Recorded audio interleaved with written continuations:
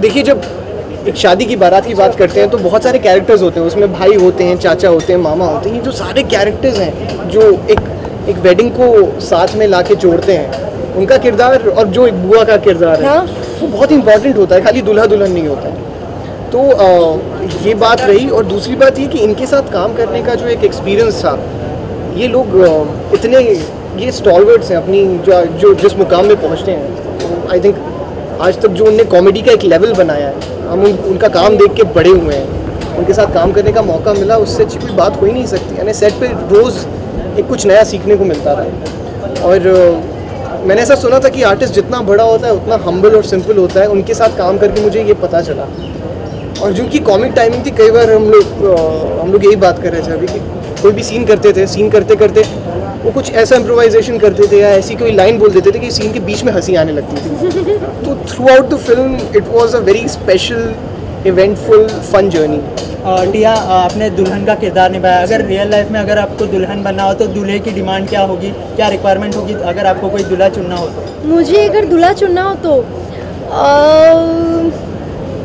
मैंने सोचा नहीं इस बारे में कभी, लेकिन आई थिंक सबसे इम्पॉर्टेंट क्वालिटी जो मैं एक इंसान में चाहती हूँ वो है compassion towards the other beings, चाहे वो एक इंसान हो चाहे वो एक जानवर हो, यू नो, बिकॉज आज मैं देखती हूँ तो people are very cruel towards you know animals. उनको लगता है सब है तो बस इंसान ही है बाकी। So I think compassion towards every living being is very important in a human being. बाकी तो उसके साथ गुड लुक्स और यू नो थोड़ा सा बाकी सारी चीज़ें तो लाजमी है, वो तो ज़रूरी है ही उसमें। मतलब वो उतना सोचती नहीं, मेरा दूल्हा बनना है तो ही हैज़ टू मैच मी, लेकिन इसके अलावा कंपैशन इज़ वेरी इंपॉर्टेंट। आप लोगों से पूछना चाहूँगा, कॉमेडी में काफ़ी आ रही है आजकल बॉलीवुड में, लेकिन कुछ लॉजिकल्स आती हैं, कुछ इलॉजिकल आती हैं जिनका कोई सेंस नहीं होता है। ये किस कैटेगरी में आती हैं और लोगों को इम्प्रेस कर पाएगी अगर ये पर्दे पे आती है तो? सिर्फ सर मुझे तो ऐसा लगता है कि ये बिल्कुल लॉजिकल इलॉजिकल। देखिए, सिनेमा जब आप बनाते हैं तो एक कहानी आपने लिखी है, उसको आप कहना चाहते हैं। अब कितने अच्छे तरीके से आप कह सकते हैं वो बात होती है। दूसरी चीज़ ये कि हमारी जो कहानी, जो कॉन्सेप्ट है वो बहुत ही इंटरेस्टिंग सा है। ऐसा मैंने कभी देखा नहीं है इंडियन सिनेमा में या कोई भी सिनेमा में, प्रॉक्सी वेडिंग के ऊपर, कि दूल्हा ही बदल दिया और बदले हुए दूल्हे को भी बदल दिया। तो कॉमेडी ऑफ एरर बोल लीजिए या सिचुएशनल कॉमेडी बोल लीजिए, ऐसी फिल्म है कि there is nothing below the belt. कोई अश्लीलता नहीं है फिल्म में कहीं भी। एक दादाजी भी जा सकते हैं और उनका पोता भी जा सकता है साथ में, और किसी को भी एम्बैरेसमेंट नहीं होगा फिल्म को देखकर। And you know the most important thing is the film is very original, you know, बहुत रूट से कनेक्टेड है। एक छोटे शहर की फिल्म है, so Indian audience can connect to it कि वो अपने आसपास ऐसी चीज़ें और ऐसे कैरेक्टर्स देखते हैं, जैसा दूल्हा है या चाचा जी हैं या दुल्हन है। ये सारे कैरेक्टर्स कहीं ना कहीं से ओरिजिनली हमारी स्क्रिप्ट में उठाए हुए हैं, तो लोगों को आउट ऑफ द प्लेस नहीं लगेगा कि अरे ये क्या भलता कर रहे हैं। उन्हें लगेगा कि एक्चुअली ऐसा होता है। So I think they will connect and they like it. Tia, शुरुआत की थी आपने हॉरर फिल्म से जी, उसके बाद कॉमेडी जॉनर। ये सफ़र कैसे रहा कि यार आपने सोचा था कि हॉरर फिल्म करनी है, उसके बाद सीरियस एक आध फिल्म में दिखाई दी आप? यार मैंने तो यही नहीं सोचा था कि मैं कभी फिल्म करूँगी मैं तो सिंगर बनने आई थी। बट जैसा कहते हैं कि डेस्टिनी जो है प्लेज गेम्स विद यू, और टीवी एक्टर से एक फिल्म एक्टर बनी, हॉरर फिल्म्स की, और उसके बाद सीधा एक कॉमेडी जॉनरा की फिल्म की। तो मैंने कभी अपना करियर प्लान नहीं किया।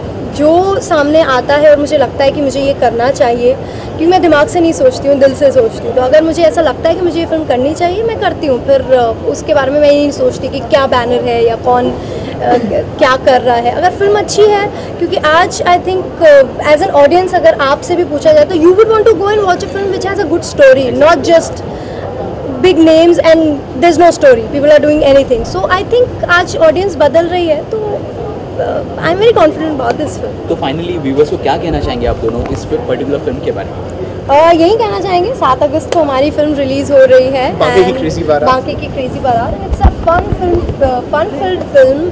इतने अच्छे एक्टर्स हैं, और आई नो इट्स अगर आपको कहें कि आप अपने पैसे खर्च करके जाइए तो it has to be worth it. So I think it will be worth your money, so you must go and watch the film. It's a full on comedy family entertainer. Thank you. Thank you so much and all the best. जनता में अपना director का क्या meaning है? अरे tripod संभाल यार। पक्का।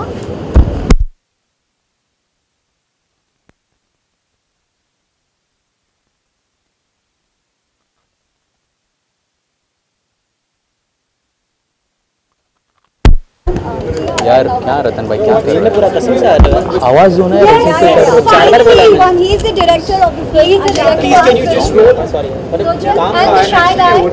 कसम तेरी कर रहा। एक छोटा बाइट ना या एक बाइट अरे लाइट है ना, take it in your camera